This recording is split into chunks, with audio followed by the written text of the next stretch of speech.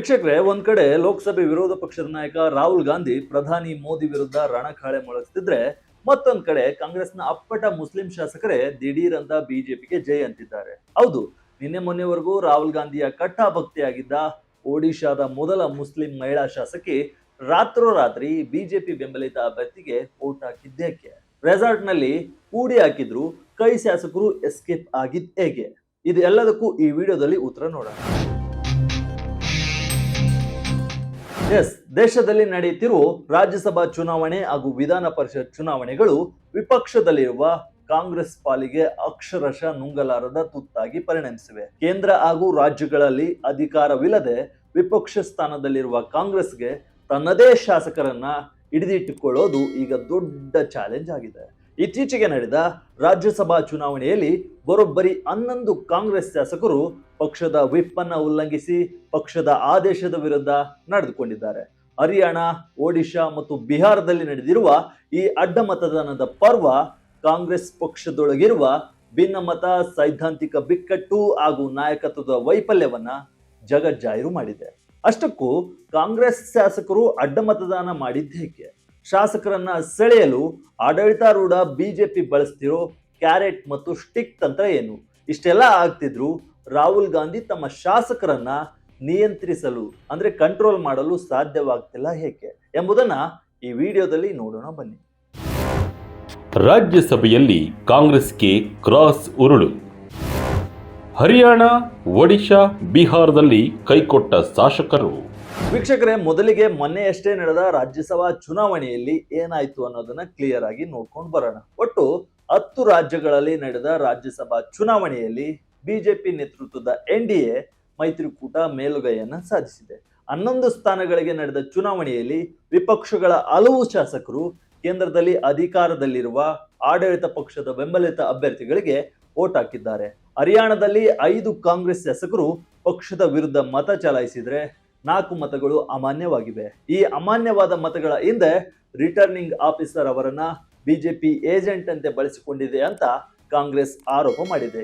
ಇಲ್ಲಿ mid night ನಡೆದ ಡ್ರಾಮಾದಲ್ಲಿ ಹರಿಯಾಣದಲ್ಲಿ 1 ಸೀಟ್ ಗೆಲ್ಲುವಲ್ಲಿ ಕಾಂಗ್ರೆಸ್ ಯಶಸ್ವಿ ಕೂಡ ಆಗಿತ್ತು. ಆದ್ರೆ ಒಡಿಶಾ ಮತ್ತು ಬಿಹಾರದಲ್ಲಿ ಮೈತ್ರಿ ಪಕ್ಷಗಳಿಗೆ ನೆರವಾಗುವ ಕಾಂಗ್ರೆಸ್ನ ಪ್ರಯತ್ನ ಸಂಪೂರ್ಣವಾಗಿ ನೆಲಕಚ್ಚಿದೆ.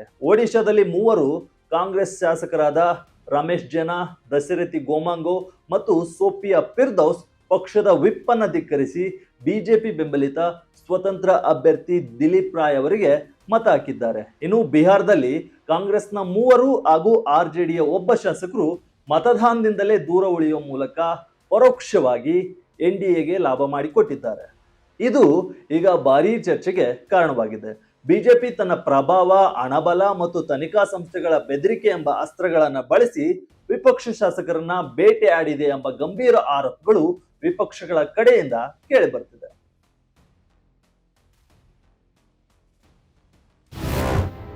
ಯಾರು ಈ ಸೋಫಿಯಾ ಫಿರ್ದೌಸ್?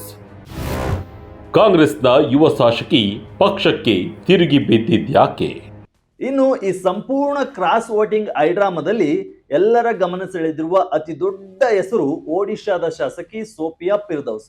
ಯಾರು ಈ ಸೋಫಿಯಾ ಅಂತ ನೋಡೋದಾದ್ರೆ, ಆಗಸ್ಟ್ 23, 1991ರಲ್ಲಿ ಜನಿಸಿದ ಇವರು ಒಡಿಶಾದ ಕಟಕ್ ಬಾರಾಬತಿ ಕ್ಷೇತ್ರದ ಕಾಂಗ್ರೆಸ್ ಎಂಎಲ್ಎ. 2024ರ ಚುನಾವಣೆಯಲ್ಲಿ ಮೊದಲ ಬಾರಿಗೆ ಶಾಸಕಿಯಾಗಿ ಆಯ್ಕೆಯಾಗಿರೋ ಇವರು ಒಡಿಶಾ ವಿಧಾನಸಭೆ ಪ್ರವೇಶಿಸಿದ ಮೊದಲ ಓಡಿಯಾ ಮುಸ್ಲಿಂ ಮಹಿಳಾ ಶಾಸಕಿ ಎಂಬ ಹೆಗ್ಗಳಿಕೆ ಕೂಡ ಹೊಂದಿದ್ದಾರೆ. ಇವರು ರಾಜಕೀಯಕ್ಕೆ ಹೊಸಬ್ರಲ್ಲ. ಇವರ ತಂದೆ ಮೊಹಮ್ಮದ್ ಮೋಕಿಮ್ ಇದೇ ಕ್ಷೇತ್ರದ ಎಂಎಲ್ಎ ಕೂಡ ಆಗಿದ್ರು. ಆದರೆ ಕಾನೂನು ಪ್ರಕರಣಗಳ ಹಿನ್ನೆಲೆಯಲ್ಲಿ ಒಡಿಶಾ ಹೈಕೋರ್ಟ್ ಅವರನ್ನ ಅನರ್ಹಗೊಳಿಸಿದ ಕಾರಣ 2024ರಲ್ಲಿ ಕಾಂಗ್ರೆಸ್ ಅವರ ಮಗಳಾದ ಸೋಫಿಯಾಗೆ ಟಿಕೆಟ್ ಅನ್ನ ನೀಡಿತ್ತು. ಸೋಫಿಯಾ ಅವರ ಹಿನ್ನೆಲೆಯನ್ನು ನೋಡೋದಾದ್ರೆ, ಇವರು ಅತ್ಯಂತ ಸುಶಿಕ್ಷಿತೆ. ಕಟಕ್ನ ಸೆಂಟ್ ಜೋಸೆಫ್ ಶಾಲೆಯಲ್ಲಿ ಓದಿ ಭುವನೇಶ್ವರದ KIITಯಲ್ಲಿ ಸಿವಿಲ್ ಇಂಜಿನಿಯರಿಂಗ್ ಪದವಿಯನ್ನ ಪಡೆದಿದ್ದಾರೆ.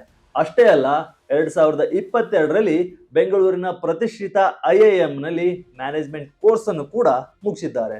ರಾಜಕೀಯಕ್ಕೆ ಬರೋ ಮುನ್ನ ಮೆಟ್ರೋ ಗ್ರೂಪ್ನಲ್ಲಿ ಡೈರೆಕ್ಟರ್ ಆಗಿ ಲ್ಯಾಂಡ್ ಡೆವಲಪ್ಮೆಂಟ್ ಪ್ರಾಜೆಕ್ಟ್ಗಳನ್ನು ಕೂಡ ಇವರು ನೋಡ್ಕೊಳ್ತಿದ್ರು.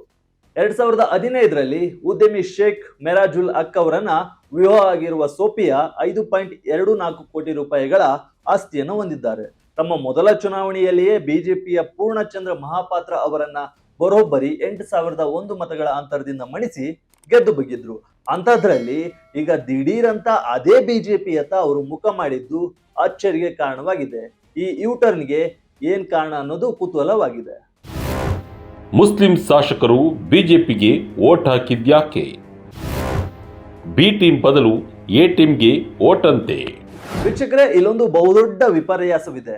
ಬಿಜೆಪಿ ಮತ್ತು RSS ನಾಯಕರು ಮುಸ್ಲಿಂ ಸಮುದಾಯದ ವಿರುದ್ಧ ಎಷ್ಟೇ ಕಟುವಾದ ಹೇಳಿಕೆಗಳನ್ನ ನೀಡ್ತಿದ್ರು, ಕಾಂಗ್ರೆಸ್ನ ಮುಸ್ಲಿಂ ಶಾಸಕರು ಮಾತ್ರ ಬಿಜೆಪಿಗೆ ಲಾಭ ಮಾಡಿಕೊಡುವ ನಿರ್ಧಾರಗಳನ್ನ ತೆಗೆದುಕೊಳ್ತಿದ್ದಾರೆ. ಸೋಫಿಯಾ ಫಿರ್ದೌಸ್ ಅವರ ಕಥೆ ಇದಕ್ಕೆ ಉದಾಹರಣೆ. ಮತದಾನದ 2 ದಿನಗಳ ಮುಂಚೆಯೇ ಸೋಫಿಯಾ ಪಕ್ಷದ ನಾಯಕತ್ವದ ವಿರುದ್ಧ ಅಸಮಾಧಾನವನ್ನ ಹೊರಹಾಕಿದ್ರು. ಬಿಜು ಜನತಾದಳ ಅಭ್ಯರ್ಥಿಗೆ ಬೆಂಬಲ ನೀಡುವ ಕಾಂಗ್ರೆಸ್ ನಿರ್ಧಾರ ಅವರಿಗೆ ಇಷ್ಟವಿರಲಿಲ್ಲ. ಶಾಸಕರ ಒಪ್ಪಿಗೆ ಕೇಳದೆ, ನಮ್ಮನ್ನ ಸಂಪರ್ಕಿಸದೆ ಪಕ್ಷ ಏಕಪಕ್ಷೀಯ ನಿರ್ಧಾರ ತೆಗೆದುಕೊಂಡಿದೆ ಅಂತ ಅವರು ವಾದ ಮಾಡ್ತಿದ್ರು. ಸೋಫಿಯಾ ಅವರ ಪ್ರಕಾರ ನವೀನ್ ಪಟ್ನಾಯಕ್ ಅವರ ಬಿಜೆಡಿ ಪಕ್ಷ ಮೊದಲಿನಿಂದಲೂ ಬಿಜೆಪಿಯ ಬಿ ಟೀಮ್ ಆಗಿಯೇ ಕೆಲಸ ಮಾಡಿಕೊಂಡು ಬಂದಿದೆ. ವಕ್ಫ್ ಬಿಲ್ ಅಂತಹ ಸೂಕ್ಷ್ಮ ವಿಚಾರಗಳಲ್ಲೂ ಬಿಜೆಪಿಗೆ ಬೆಂಬಲವನ್ನ ನೀಡಿತ್ತು. ಹೀಗಿರುವಾಗ ಬಿಜೆಪಿಯ ಬಿ ಟೀಮ್ಗೆ ವೋಟ್ ಹಾಕೋ ಬದಲು ಡೈರೆಕ್ಟ್ ಆಗಿ ಬಿಜೆಪಿಯ ಎ ಟೀಮ್ಗೆ ವೋಟ್ ಹಾಕೋದು ಮೇಲು ಎನ್ನುವ ವಿಚಿತ್ರ ವಾದವನ್ನ ಲಾಜಿಕ್ ನೀಡಿ ಸೋಫಿಯಾ ಬಿಜೆಪಿ ಬೆಂಬಲಿತ ಸ್ವತಂತ್ರ ಅಭ್ಯರ್ಥಿ ದಿಲೀಪ್ ರಾಯ್ ಅವರಿಗೆ ಮತ ಹಾಕಿದ್ದಾರೆ. ಅಸಲಿಗೆ ಸೋಫಿಯಾ ರಾಹುಲ್ ಗಾಂಧಿ ಅವರ ಅಪ್ಪಟ ಅಭಿಮಾನಿ. ರಾಹುಲ್ ಗಾಂಧಿಯನ್ನ ತನ್ನ ನಾಯಕ ಹಾಗೂ ಸ್ಫೂರ್ತಿ ಅಂತ ಸೋಫಿಯಾ ಹೇಳಿದ್ರು. ಕಳೆದ ಜುಲೈನಲ್ಲಿ ರಾಹುಲ್ ವಿರುದ್ಧ ಸಾಮಾಜಿಕ ಜಾಲತಾಣದಲ್ಲಿ ಪೋಸ್ಟ್ ಹಾಕಿದವರ ವಿರುದ್ಧ FIR ಕೂಡ ಇವರು ದಾಖಲಿಸಿದ್ರು. ಆದ್ರೆ ಈಗ ಅವರೇ ರಾಹುಲ್ ಗಾಂಧಿ ಬೆನ್ನಿಗೆ ಚೂರಿ ಹಾಕಿದ್ದಾರೆ ಅಂತ ಹೇಳಲಾಗ್ತಿದೆ. ಇದಕ್ಕೆ ತಂದೆ ಮೇಲಿರುವ ಹಗರಣದ ಆರೋಪಗಳು ಹಾಗೂ ವೈಯಕ್ತಿಕ ಹಿತಾಸಕ್ತಿಗಳೇ ಕಾರಣ ಎಂಬ ಮಾತುಗಳು ಕೂಡ ಕೇಳಿ ಬರ್ತಿವೆ. ಪಕ್ಷಕ್ಕೆ ದ್ರೋಹ ಬಗೆದಿದ್ದಾರೆ ಅಂತ ಕಾಂಗ್ರೆಸ್ ಇದೀಗ ಸೋಫಿಯಾ ಸೇರಿ ಮೂವರನ್ನ ಪಕ್ಷದಿಂದ ಅಮಾನತು ಕೂಡ ಮಾಡಿದೆ. ಬಿಹಾರದಲ್ಲೂ ವಿಫಲವಾಯ್ತಾ ರೆಸಾರ್ಟ್ ಪಾಲಿಟಿಕ್ಸ್? ಕೈಕೊಟ್ಟ ಶಾಸಕರು NDA ಪಾಳ್ಯದಲ್ಲಿ ಹಬ್ಬ. ಇನ್ನು ಇದೇ ಟ್ರೆಂಡ್ ಬಿಹಾರದಲ್ಲೂ ರಿಪೀಟ್ ಆಗಿದೆ. ಬಿಹಾರದಲ್ಲಿ 4 ವಿಪಕ್ಷ ಶಾಸಕರು ಉದ್ದೇಶಪೂರ್ವಕವಾಗಿ ಮತದಾನದಿಂದ ಗೈರಾಗುವ ಮೂಲಕ NDAಗೆ ಗೆಲುವಿನ ದಾರಿ ಸುಗಮವಾಗಿ ಮಾಡಿಕೊಟ್ಟಿದ್ದಾರೆ. ಕಾಂಗ್ರೆಸ್ನ ಫೈಜಲ್ ರಹಮಾನ್, ಸುರೇಂದರ್ ಕುಶ್ವಾಹಾ, ಮನೋಜ್ ಬಿಸ್ವಾಸ್ ಹಾಗೂ RJDಯ ಮನೋಹರ್ ಪ್ರಸಾದ್ ಅವರು ಗೈರಾಗಿದ್ರು. ಆಡಳಿತಾರೂಢ ಪಕ್ಷದ ಅಮಿತ್ ಶಾ ಹಾಗೂ ಕುದುರೆ ವ್ಯಾಪಾರದಿಂದ ತಮ್ಮ ಶಾಸಕರನ್ನ ರಕ್ಷಿಸಿಕೊಳ್ಳಲು ಕಾಂಗ್ರೆಸ್ ಒಡಿಶಾದ ಶಾಸಕರನ್ನ ಬೆಂಗಳೂರಿನ ರೆಸಾರ್ಟ್ಗೆ ಶಿಫ್ಟ್ ಮಾಡಿತ್ತು. ಇತ್ತ ಬಿಹಾರದಲ್ಲಿ RJD ತನ್ನ ಶಾಸಕರನ್ನ ಹೋಟೆಲ್ ಒಂದರಲ್ಲಿ ಕೂಡಿ ಹಾಕಿತ್ತು. ಆದ್ರೆ ಈ ಯಾವ ಪ್ರಯತ್ನಗಳು ಕೂಡ ಅಲ್ಲಿ ವರ್ಕೌಟ್ ಆಗೇ ಇಲ್ಲ. ವೋಟಿಂಗ್ ದಿನ ದಿಢೀರಂತ ಶಾಸಕರು ಕಾಣೆಯಾದ ಘಟನೆಗಳು ಕೂಡ ನಡೆದಿವೆ. ಇದು ಪಕ್ಷದೊಳಗಿನ ಆಂತರಿಕ ಶಿಸ್ತು ಮತ್ತು ಸಮನ್ವಯದ ಕೊರತೆಯನ್ನ ಇಡೀ ಜಗತ್ತಿಗೆ ಎತ್ತಿ ತೋರಿಸಿವೆ. ಪರಿಣಾಮವಾಗಿ ಬಿಹಾರದ ಎಲ್ಲಾ 5 ರಾಜ್ಯಸಭಾ ಸೀಟ್ಗಳನ್ನ ನಿತೀಶ್ ಕುಮಾರ್ ನೇತೃತ್ವದ NDA ಕ್ಲೀನ್ ಸ್ವೀಪ್ ಮಾಡಿದೆ. ರಾಹುಲ್ ಗಾಂಧಿ ಸಿದ್ಧಾಂತಕ್ಕೆ ಬೆಲೆ ಇಲ್ವಾ? ಲಾಭದ ಮುಂದೆ ಸೈದ್ಧಾಂತಿಕ ನಿಲುವುಗಳ ಸೋಲು. ಈ ಎಲ್ಲಾ ಬೆಳವಣಿಗೆಗಳು ರಾಹುಲ್ ಗಾಂಧಿ ಅವರ ಲೀಡರ್ಶಿಪ್ ಬಗ್ಗೆ ಗಂಭೀರ ಪ್ರಶ್ನೆಗಳನ್ನ ಹುಟ್ಟುಹಾಕಿವೆ. ರಾಹುಲ್ ಗಾಂಧಿ ಕಾಂಗ್ರೆಸ್ ಪಕ್ಷವನ್ನ ಹೊಸ ಸೈದ್ಧಾಂತಿಕ ಹಾದಿಯಲ್ಲಿ ಕೊಂಡೊಯ್ಯಲು ಟ್ರೈ ಮಾಡ್ತಿದ್ದಾರೆ. OBC, ದಲಿತರು ಹಾಗೂ ಆದಿವಾಸಿಗಳ ಹಕ್ಕುಗಳ ಬಗ್ಗೆ, ಮೀಸಲಾತಿ ಬಗ್ಗೆ, ಜಾತಿ ಗಣತಿ ಹಾಗೂ ಸಂಪತ್ತಿನ ಅಸಮಾನತೆಯ ಬಗ್ಗೆ ದೊಡ್ಡ ಮಟ್ಟದಲ್ಲಿ ಧ್ವನಿ ಎತ್ತಿದ್ದಾರೆ. ಆದ್ರೆ ಈ ಹೊಸ ಸೈದ್ಧಾಂತಿಕ ಬದ್ಧತೆಯನ್ನ ತಮ್ಮದೇ ಪಕ್ಷದ ತಳಮಟ್ಟದ ನಾಯಕರಿಗೆ ಹಾಗೂ ಶಾಸಕರಿಗೆ ಮನವರಿಕೆ ಮಾಡಿಕೊಡುವಲ್ಲಿ ಅವರು ಸಂಪೂರ್ಣ ವಿಫಲರಾಗಿದ್ದಾರೆ ಅಂತ ಸ್ಪಷ್ಟವಾಗಿದೆ. ಇನ್ನು ಕಾಂಗ್ರೆಸ್ನ ಅನೇಕ ನಾಯಕರು ಹಾಗೂ ಉಸ್ತುವಾರಿಗಳು ಅಸಹಾಯಕತೆಯನ್ನ ವ್ಯಕ್ತಪಡಿಸುತ್ತಿದ್ದಾರೆ. ಆಡಳಿತ ಪಕ್ಷದ ಬಳಿ ಇರುವ ಹಣಬಲ ಎಂಬ ಕ್ಯಾರೆಟ್ ಹಾಗೂ ತನಿಖಾ ಸಂಸ್ಥೆಗಳ ಎಂಬ ಲಾಠಿ ಮುಂದೆ ನಮ್ಮ ಶಾಸಕರು ಸುಲಭವಾಗಿ ತಲೆಬಾಗ್ತಿದ್ದಾರೆ ಅಂತ ಹೇಳ್ತಿದ್ದಾರೆ. ಅದರಲ್ಲೂ ವ್ಯಾಪಾರ ಮತ್ತು ಬಿಸ್ನೆಸ್ ಹಿನ್ನೆಲೆಯುಳ್ಳ ಶಾಸಕರು ಬಹಳ ಬೇಗ ಈ ಬಲೆಗೆ ಬೀಳ್ತಿದ್ದಾರೆ ಅಂತ ಕಾಂಗ್ರೆಸ್ ನಾಯಕರ ಅಳಲು ತೋಡ್ಕೊಳ್ತಿದ್ದಾರೆ.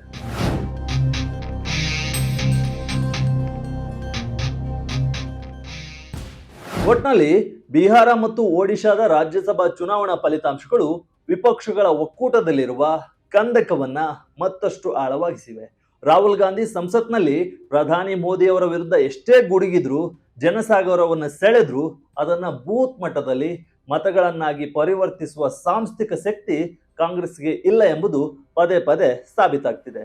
ಹಳೆ ತಲೆಮಾರಿನ ನಾಯಕರು ಹಾಗೂ ಹೊಸ ಯುವ ನಾಯಕರ ನಡುವಿನ ಭಿನ್ನಮತ, ಸೈದ್ಧಾಂತಿಕ ಕೊರತೆ ಮತ್ತು ಅಧಿಕಾರದ ದಾಹ ಕಾಂಗ್ರೆಸ್ ಪಕ್ಷವನ್ನ ಒಳಗಿನಿಂದಲೇ ಟೋಳು ಮಾಡ್ತಿದೆ. ಈಗ ರಾಹುಲ್ ಗಾಂಧಿ ಏನ್ ಮಾಡ್ತಾರೆ ಎಂಬುದನ್ನ ಕಾದ್ ನೋಡ್ಬೇಕಿದೆ. ಇದು ವಿಜಯ ಕರ್ನಾಟಕ ವಿಶೇಷ. ಇದೇ ರೀತಿಯ ಹೆಚ್ಚಿನ ವಿಡಿಯೋಗಳಿಗಾಗಿ ವಿಜಯ ಕರ್ನಾಟಕ ವೆಬ್ ಅನ್ನ ಫೇಸ್ಬುಕ್, ಯೂಟ್ಯೂಬ್ ಮತ್ತು ಇನ್ಸ್ಟಾಗ್ರಾಮ್ ನಲ್ಲಿ ಫಾಲೋ ಮಾಡಿ. ಧನ್ಯವಾದ.